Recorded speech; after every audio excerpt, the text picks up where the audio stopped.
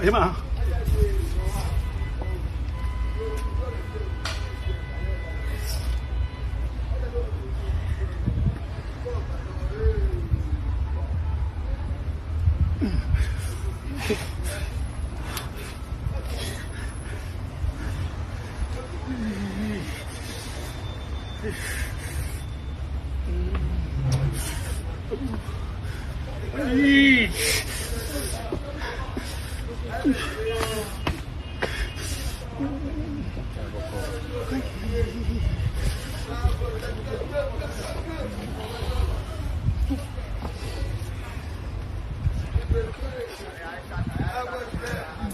Oh, if I had my way.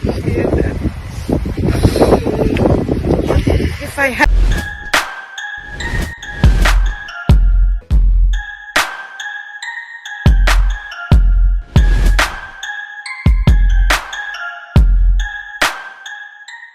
Mechacha obia medobade ase ode wa ohwe me na ekra acho na moja redi mu afisane na me biso meti ase awon so wa ohwe me se me da obade ase de bia me kama sem se wo ya ade na wa yero ho no wa niye bibia wonim ye wo wiase me ha bia sa do na wonim do a do ne ye do na wonim de ade ne ye dwuma bia wonim ye bia ye niye na dakro no onsoroma ebepie na ede wa akopie be bia bi kwa na abaye agenkwa age obusiafo nyina na nsema abepie e wo ya gwa no ana odin ye sister panyi ye EBONY almost EBONY call ni cry 5 years ene that experience and same be asanso epi efre obi ka se na EBONY obi wo kra na onimi enya enwo no nti obi ka se EBONY ye ho bi kra na onti ne nyum EBONY e poison ebaye ne nyum asanso di ebi ma me hwe ebaye ne nyum de bebre ya ni no ho no ni am be nyum bebre ene ye that experience mfura banti menya Odi for donko ewa ha mene no eba betwetwe nkomo afa emo boso donko me no akwa ba de wa attention ya dia na ene asema abeda ya bro anu ndi anu enshi ye after EBONY ewo na echi no EBONY enya 5 years nsem bia sanso epie yame yene nko ne yenko hwe embra ne ye ba ye bedosuko ewo nsem ne matemenya Emma.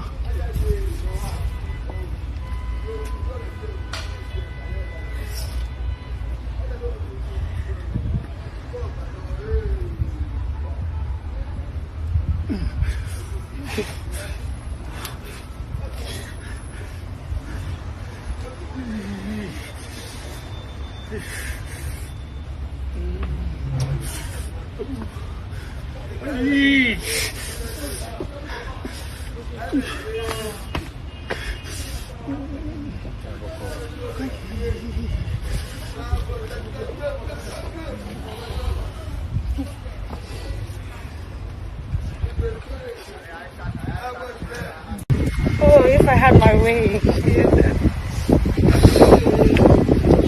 If I had my way.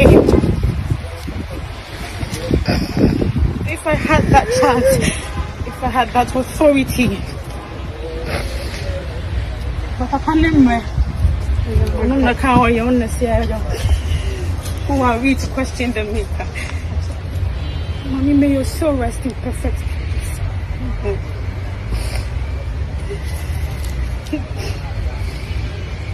Oh, Nana, my feel do do. My feel do do.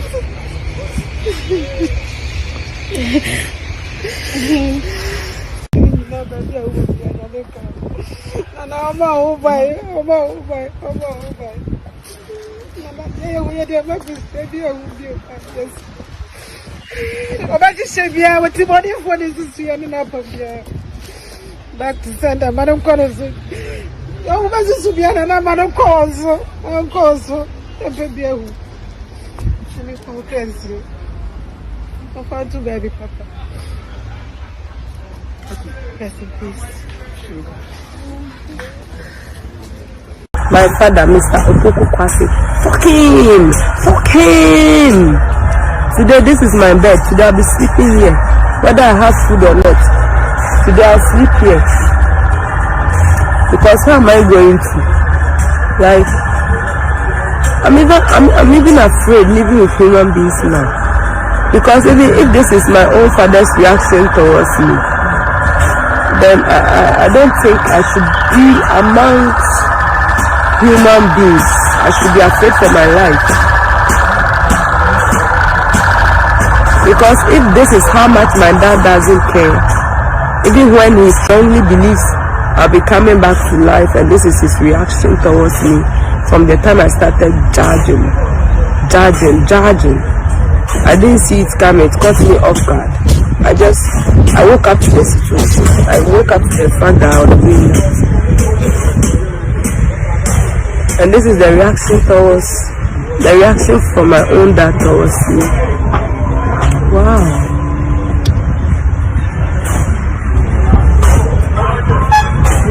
Fine boy.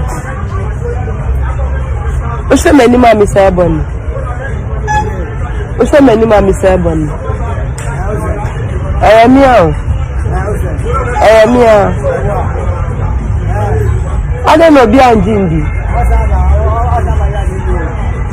Say me who kwan say me sir. E na menya body amafem waba. Na no bi adwane jame sir. Me papa kwan say we adwane jame. Me san e mama hwefo ani metiefo nyina akwa ba asem ko bi e ba fidi ka series attention TV so pa mo chomo subscribe to the channel for me na mo share videos no across all the social media platforms ne so enfa me san e ko apostle don ko nche na me no ahwehwe nkomo afaye eboni nsensem ye. Apostle don ko Any aba? San Emma wakwa ba biom. Ojo se. Ni asema aba beto nse.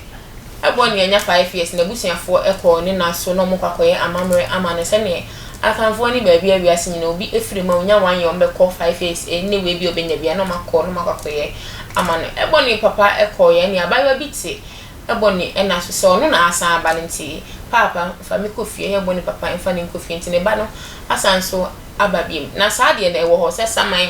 ewo wiasa na obi bewu na se masan so akọ ede aba no ewo ho ana se enyo Me da se me nua ba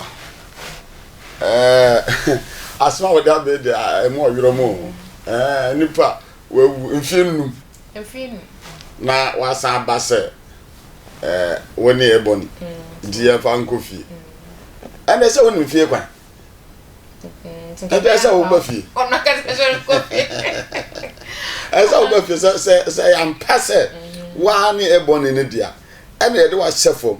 ena mesin fu ametu am na first excavator ametu te se ne akwa 3 year ya se bibia adura gu nsi ya ye hwehwe ni eno da na mehwe ni yetu obi na mo se buru no de na se dwiri na wo eboni obi amfa bibia metu na wa watu ho na watu ho awtana ho kofi na papo eboni o na je ni ja fie na se wo temwiro mu waso obi ma fa kofi de na wo boa wo nye eboni ni para mo fa no kwa na hwe na adwenu baby abrochire baby kwa nko ye be hye no munsuo enfie num wa hye foma ande o munja sa ya atwi no mra enfie num achiro beba enti asam na o mo kan de enya no kore na se o mo gide de ande na kire se epon no mo de na ye bibi o se wa yire duro wo ho oni betumi yira obi tumi yetumi makoto obi a ya de nipa no hu na ase ono a sesa na omo senye ono a we se omo sie no da didi omo ya no da ho na ye ntoma bi no omo ahye na ye se akoye na nim se na omo de aba beto se yo no sesa na nye ono sa nipa no wu ye kra de omo sie no da enti me de asan we bia me ngi ndi o me ngi ndi de ma me ngi ndi no se ye ebon yankasa de omrefi anamboa eso befie se papa mabo me kwa sama ade mfie num nie enko makoye adwuma me sisi adan kura ho ma ye adwopade bebre nti me ba se e betumi akọ no makohwe nti ken wo se ohio mo na so ababe we maka se wo no na ati se bia enye ebon na nipa no fem bi no pa na opese nipa hu na enye ebon se ye ebon ya ma me mawu na ma sorry Yesu Kristo wu ya o sorry o sia mbe bi da yes ne ka so si obewu na ne nansa so obesale o sale owe onko okofie okofie iya se jensen okofie obatan bi aba aye ne nimfa o wu sesi a wabakan a wawo no ye wonsa nimfa enti Yesu Kristo Yankopon abakan to ye Yankopon nsa nimfa wote ase enya dan bi ne yesi na kunye bi ne si nimfa so na wakwa akwatena so obi abakan ye nimfa enti Yesu Kristo wu yi a ye kokko ede no ko hye obo demo sa ye bia ikosie no osore ye no okofie ama ye hu se Yesu asore ono okro abofo kwa kasa mpa ye ono okro no enti se ebon no wewu na wasore a brefie wote nwire ma na ye nwire mo nipa onye ebon Apostle Donko say we ani na wasori abrefin pamocho mo subscribing to the channel for me na mo share videos in across all the social media platforms so efa ema media mo dey na like page na comment in so title so we need bibia camp out there just drop any emoji of your choice bia e wo ho keke yen so ye ne baji ne yen si e bo adwumaden e dey ma e ma Ghana misa e ko Apostle Donko nchen Apostle Donko mama sani o ka say enye boni no setete no ene ne kura ye wo yetimi wo akwala bi ni akas akwala we die wo ye wo niema etise maami adwoa maami akosua wonantie wanim sani wo ye wo hu niema nyina nti omkura timi kasa ene onu na agu no asan akwa aba nti yesi ye obi wo ho sa hwe se obi wu ana okọ na wasan abasa na yete heye ya ka Ghana ni pe bedwane no efiri krofo fie no bebiri kwa obi wa ye dwapade pa ana wewu ana obi a se busia penio se ne brade bi wa fo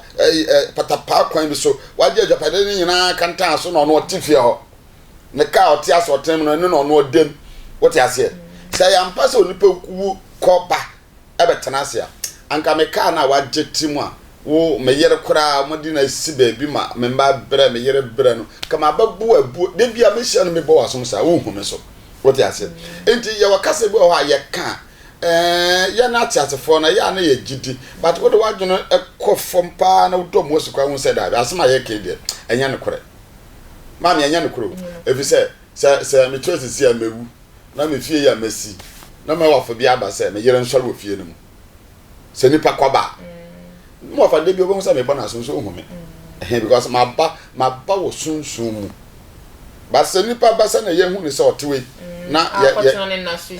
wa ba physical sa ma me jai anka e bon nkrofo a e ka ne ho nsem eye ni se anka on ba okro be hunu abetwo ni e bon ni di ochi no na wo so cross ka wa bra ka aba but anya ne korasa honhom de ye wo ho what you say John 4:24 so Yankopon esunsun enti ye gidi se nyame esunsun na wo ho sa what you say enti se sunsun ni ho nipa so ni ho it is a sunsun furu mu kwade ade aka ye note ehipa na ebo no VOP ya wabetena ho Apostle Donko attention to your asi etunes afro na so madam asapa me pa mo show mo subscribing to the channel from na mo share videos in across all the social media platforms so enfa ema me na me ambedi dwumadi ho chia me mu ni me dada eye na natili aka fairly the macro me da se na esa me hwe